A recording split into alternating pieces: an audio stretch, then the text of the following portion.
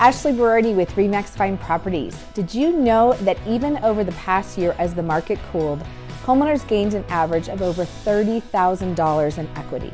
Here's how that equity can make a big difference in your life.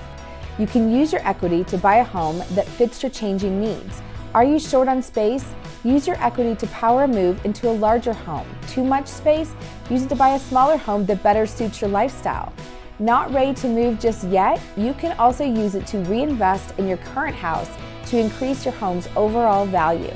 Partner with a trusted advisor to help you decide which home improvement projects to prioritize so you can get the greatest return on your investment if you decide to sell down the line. And finally, you can use it to pursue your personal goals like retiring, starting a business, or funding an education. If you're curious about how much equity you have, drop me a line and I can help you plan your next move. And as always, my top priority is protecting your greatest asset, your home's equity.